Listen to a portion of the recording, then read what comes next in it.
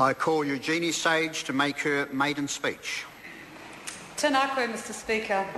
Tēnā koutou, tēnā koutou, tēnā koutou katoa. I greet the sky above and the air we breathe. I greet the seas that surround us and the lands on which we stand. I bring this stone from the Waimakariri to remind me of Canterbury's great rivers and to anchor me here. The Waimakariri replenishes the aquifers which give Christchurch its water, which created the plains and create wealth on those plains.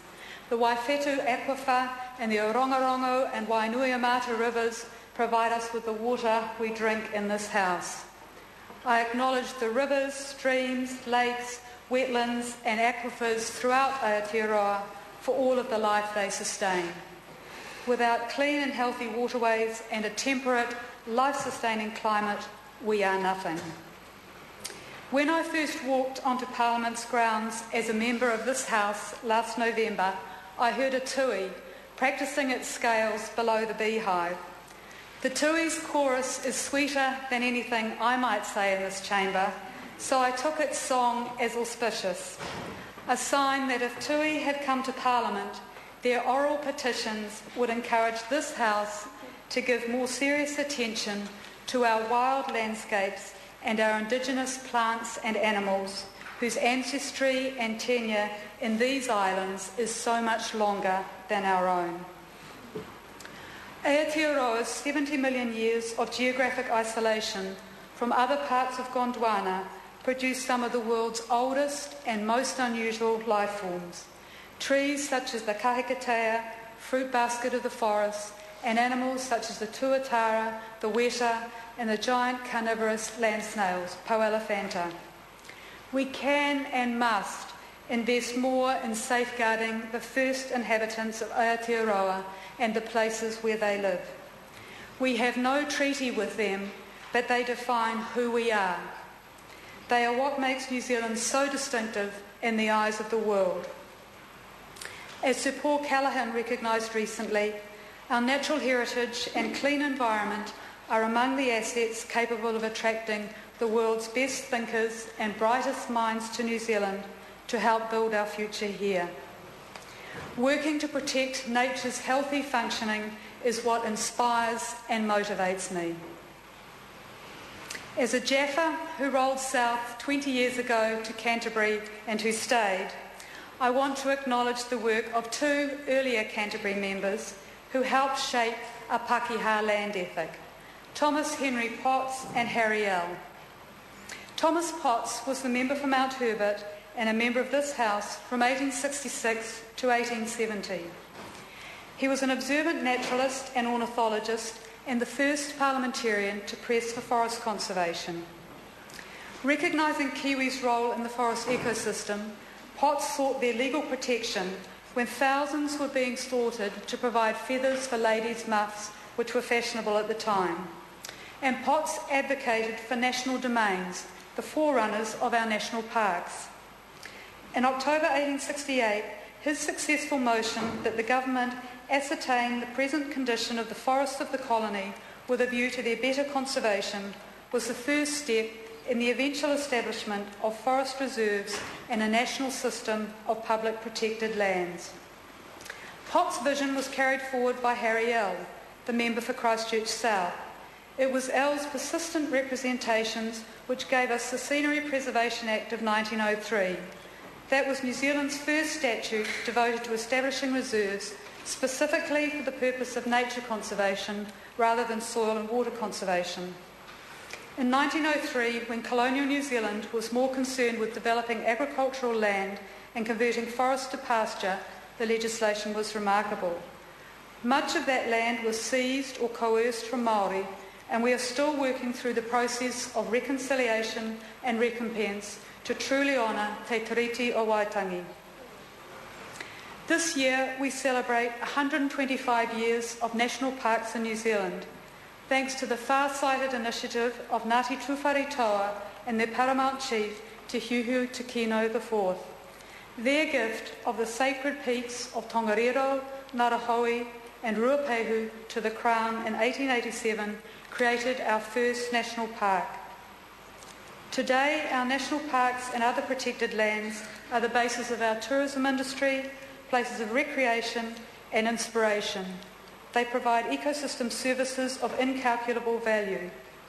We could be similarly visionary today as Ngāti Tuwharetoa if we established large marine protected areas covering the submarine volcanoes and islands of the Kermadec, Antarctica's Ross Sea, and areas important to the 85 seabird species that breed in New Zealand waters. We could pass legislation to protect our native plants, which are unprotected outside parks and reserves.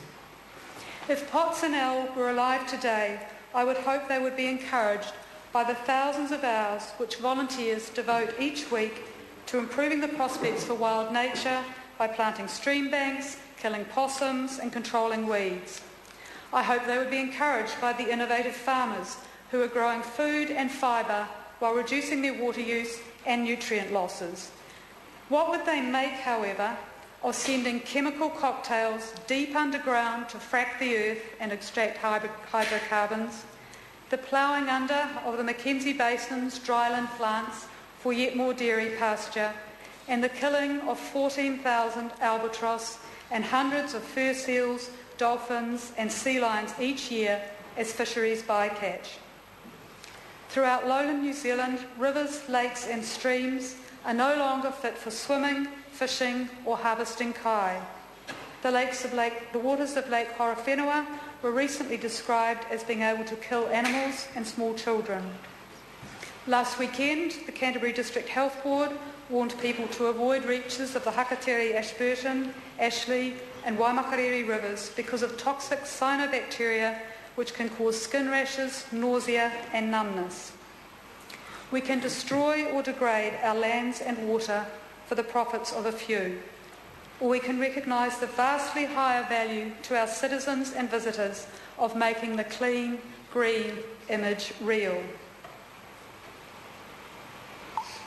To do that, we need smarter regulation, strong national policies and environmental standards on fresh water, not the tissue paper national policy statement we have now. We need to limit dairy cow numbers in sensitive catchments such as the Mackenzie Basin and Te Waihora Lake Ellesmere, and we need to charge for the commercial use of water to help fund sustainability initiatives. We can prevent Southland's wildlife-rich Waituna Lagoon from flipping to become algal soup. We can say no to new dams on wild rivers. We can fund the Department of Conservation properly. Then it can control predators on much more than 12% of the conservation estate that it does currently.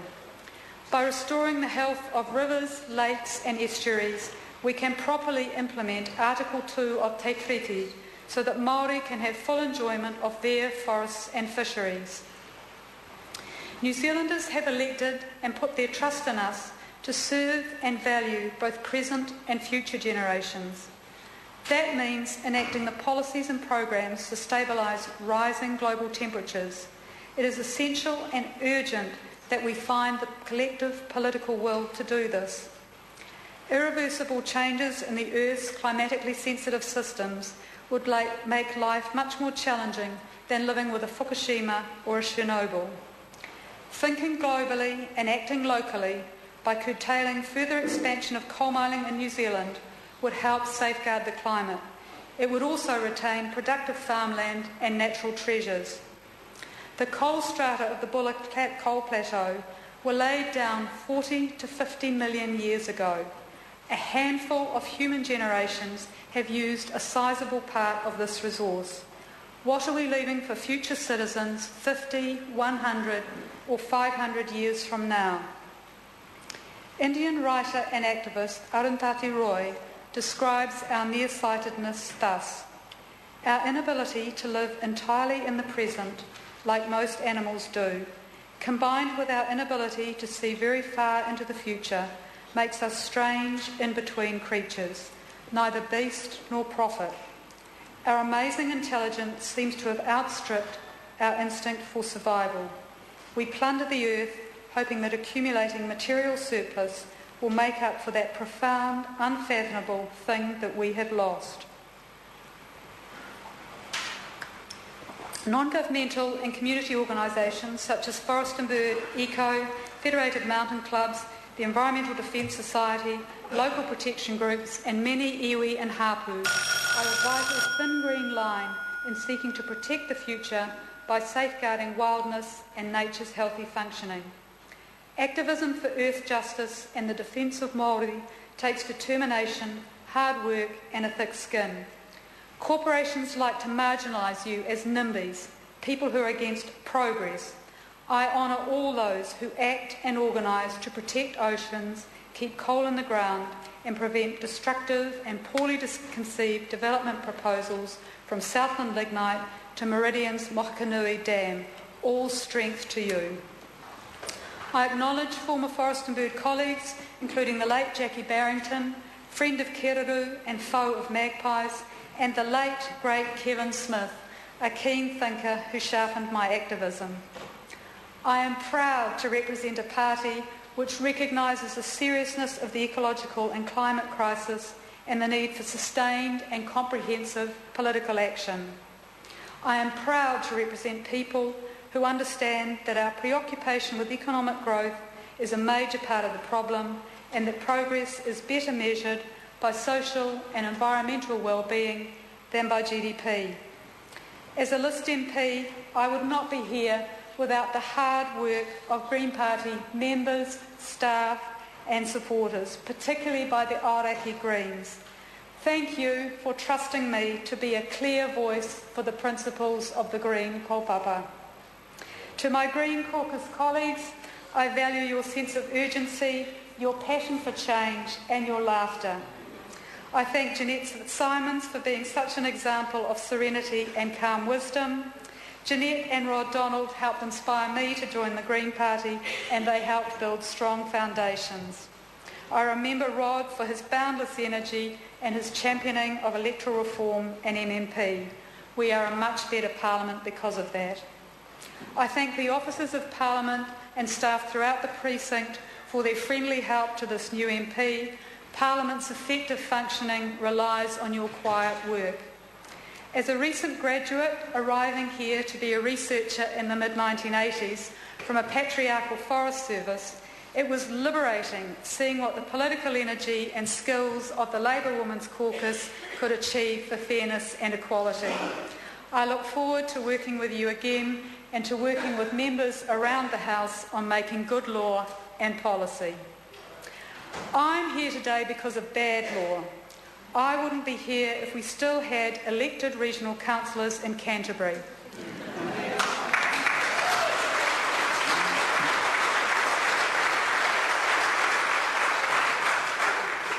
I thank all 13 of my former councillor colleagues on Environment Canterbury for the practical lessons that they gave me that politics is the art of the possible.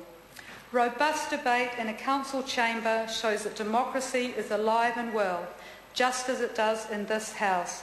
It does not mean that council or Parliament is dysfunctional.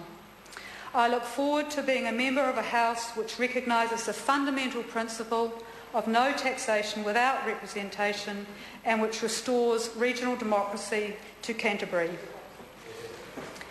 Next Wednesday, we remember the 184 individuals who died and many others who were seriously injured in Christchurch this time last year. I acknowledge the families who are going through the hardest of tasks, rebuilding their lives after losing someone special. Kia kaha.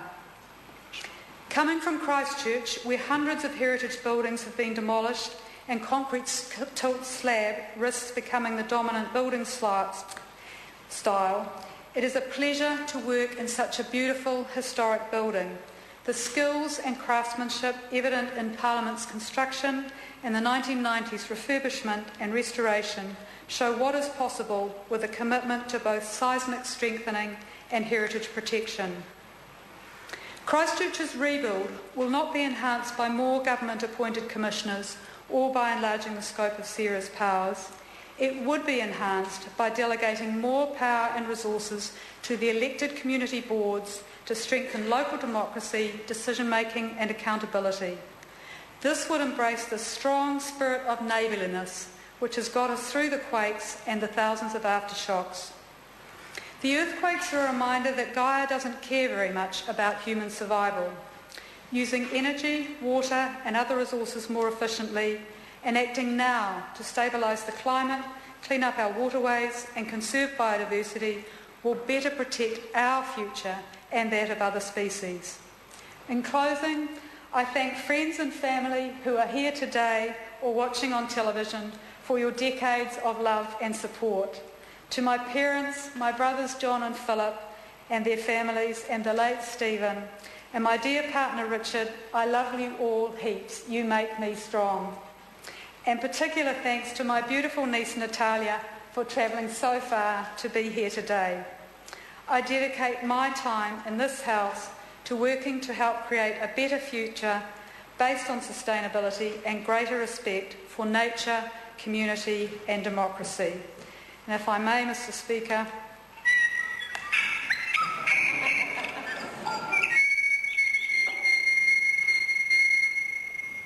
nō reira, tēnā koutou, tēnā koutou, tēnā tātou katoa.